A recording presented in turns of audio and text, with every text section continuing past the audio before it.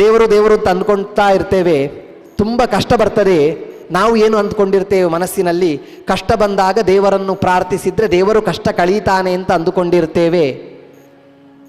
ಕಷ್ಟ ಬಂದಾಗ ದೇವರು ಆ ಕಷ್ಟದಿಂದ ನಮ್ಮನ್ನು ಪಾರು ಮಾಡುವುದಿಲ್ಲ, ಏನೋ ನಮ್ಮ ಕರ್ಮ ವಿಶೇಷತೆ ಇರ್ತದೆ, ಪಾರು ಮಾಡುವುದಿಲ್ಲ.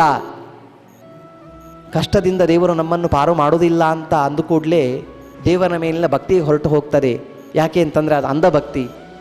ನಾವು ದೇವರನ್ನು ವ್ಯಾಪಾರದ ವಸ್ತು ಅಂತ ತಿಳಿದುಕೊಂಡು ಭಕ್ತಿ ಮಾಡ್ತಾ ಇದ್ದೇವೆ. ನಾವು ಅಂಗಡಿಗೆ ಹೋಗಿ ವ್ಯಾಪಾರ ಮಾಡ್ತೇವೆ, ನಾನು ಹಣ ಕೊಡ್ತೇನೆ, ನನಗೆ ಆ ವಸ್ತುವನ್ನು ಕೊಡು ಅಂತ. ದೇವರ ಬಳಿಗೆ ಹೋಗಿ ಕೂಡ ಹೆಚ್ಚಿನವರು ನಾವು ಮಾಡುವುದು ಅದು ವ್ಯಾಪಾರ. ದೇವಸ್ಥಾನಕ್ಕೆ ಹೋಗ್ತೇವೆ, ನನ್ನ ಮಗನಿಗೆ ಒಳ್ಳೆಯ ರ್ಯಾಂಕ್ ಬಂದರೆ ನಿನಗೆ ಈ ಪೂಜೆ ಕೊಡಿಸ್ತೇವೆ, ಮಗಳಿಗೆ ಮದುವೆ ಆದರೆ ಈ ಪೂಜೆ ನಿನಗೆ ಕೊಡಿಸ್ತೇವೆ, ನನ್ನ ಆರೋಗ್ಯ ಸರಿಯಾದರೆ ನಿನಗೆ ಈ ಪೂಜೆ ಕೊಡಿಸ್ತೇವೆ. ಆಗದಿದ್ದರೆ ಯಾವುದೂ ಇಲ್ಲ. ಮಗಳಿಗೆ ಮದುವೆ ಆಗದಿದ್ದರೆ ಪೂಜೆ ಇಲ್ಲ, ಕ್ಯಾನ್ಸಲ್. ಮಗನಿಗೆ ರ್ಯಾಂಕ್ ಬರದಿದ್ದರೆ ಪೂಜೆ ಇಲ್ಲ, ಆರೋಗ್ಯ ಸರಿ ಆಗದಿದ್ದರೆ ಪೂಜೆ ಇಲ್ಲ. ಅಂದರೆ ನಾವು ಡೀಲ್ ಮಾಡ್ಕೊಳ್ತಾ ಇದ್ದೇವೆ ಭಗವಂತನ ಜೊತೆಗೆ, ನೀನು ಅದು ಕೊಡು, ನಾನು ಇದು ಕೊಡ್ತೇನೆ ಅಂತ.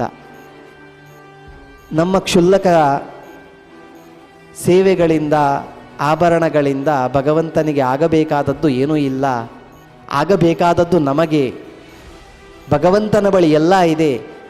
ಎಲ್ಲ ಇದ್ದವನ ಬಳಿ ಹೋಗಿ ನಾವು ನಿನಗೆ ಆ ಪೂಜೆ ಕೊಡ್ತೇವೆ, ಈ ಪೂಜೆ ಕೊಡ್ತೇವೆ ಅಂತ ಹೇಳಿದರೆ ಹಾಸ್ಯಾಸ್ಪದ ಆಗ್ತದೆ. ಹಾಗಾದರೆ ಪೂಜೆ ಕೊಡುವುದು ತಪ್ಪ?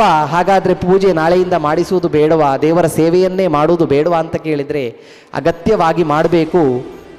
ವ್ಯಾಪಾರದ ದೃಷ್ಟಿಯಿಂದ ಮಾಡಬೇಡ ಅಂತ.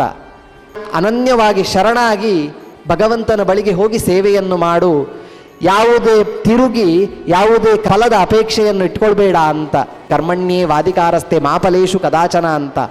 ಕರ್ಮವನ್ನು ಮಾತ್ರ ಮಾಡು, ಭಗವಂತನಲ್ಲಿ ಏನನ್ನೂ ಬೇಡಲಿಕ್ಕೆ ಹೋಗಬೇಡ. ಏನನ್ನೂ ಬೇಡದೇ ಇದ್ದರೆ ನಾವು ರಾಜನ ಬಳಿಗೆ ಒಬ್ಬ ದೊಡ್ಡ ರಾಜ ಅಂತ ತಿಳ್ಕೊಳ್ಳಿ. ಅವನ ಬಳಿಗೆ ನಾವು ಹೋಗ್ತೇವೆ, ಏನೋ ಒಂದು ಕೇಳ್ತೇವೆ, ಕೇಳಿದ್ದನ್ನು ಮಾತ್ರ ಅವ ಕೊಡ್ತಾನೆ. ಭಗವಂತ ಕೂಡ ಹಾಗೆ, ಕೇಳಿದರೆ ಕೇಳಿದ್ದನ್ನು ಮಾತ್ರ ಕೊಡ್ತಾನೆ. ಆದರೆ ರಾಜನ ಬಳಿ ನಾವು ಕೇಳಿದ್ದಕ್ಕಿಂತ ಬಹಳವಾಗಿ ಸಂಪತ್ತಿದೆ, ಆದರೆ ನಾವು ಎಷ್ಟು ಕೇಳಿದೆವೋ ಅಷ್ಟನ್ನು ಕೊಡ್ತಾನೆ. ಭಗವಂತನ ಬಳಿ ಕೂಡ ಹಾಗೆ, ಕೊಡಲಿಕ್ಕೆ ಅನಂತ ಸಂಪತ್ತಿದೆ. ನಾವು ಕೇಳಿ ಚಿಕ್ಕವರಾದರೆ ಕೇಳಿದಷ್ಟನ್ನು ಮಾತ್ರ ಕೊಡ್ತಾನೆ. ಕೇಳದೆ ಹೋದರೆ ಸ್ವಾಮಿ ನಮಗೆ ಎಲ್ಲವನ್ನೂ ದಯಪಾಲಿಸ್ತಾನೆ, ಕೊಡ್ತಾನೆ ಅಂತ. ಕರ್ಮಣ್ಯೇ ವಾದಿಕಾರಸ್ತೆ ಮಾಫಲೇಶು ಕದಾಚನ. ಫಲವನ್ನು ಕೇಳಬೇಡ ಅಂತ. ಅದನ್ನೇ ಗೀತೆಯ ಹಿಂದಿನ ಅಧ್ಯಾಯದಲ್ಲಿ ಹೇಳಿದ್ದು. ಈ ರೀತಿ ನಿಷ್ಕಾಮವಾಗಿ ಕರ್ಮವನ್ನು ಆಚರಿಸಬೇಕು ಅಂತಾದರೆ ಅದಕ್ಕೆ ಮತ್ತೆ ಅಗತ್ಯವಾದದ್ದು ಅದು ಜ್ಞಾನ. ಈ ಜ್ಞಾನ ಅದು ಗುರು ಶುಶ್ರೂಷೆಯಿಂದ, ಗುರು ಸೇವೆಯಿಂದ ಬರ್ತಾ ಇದೆ.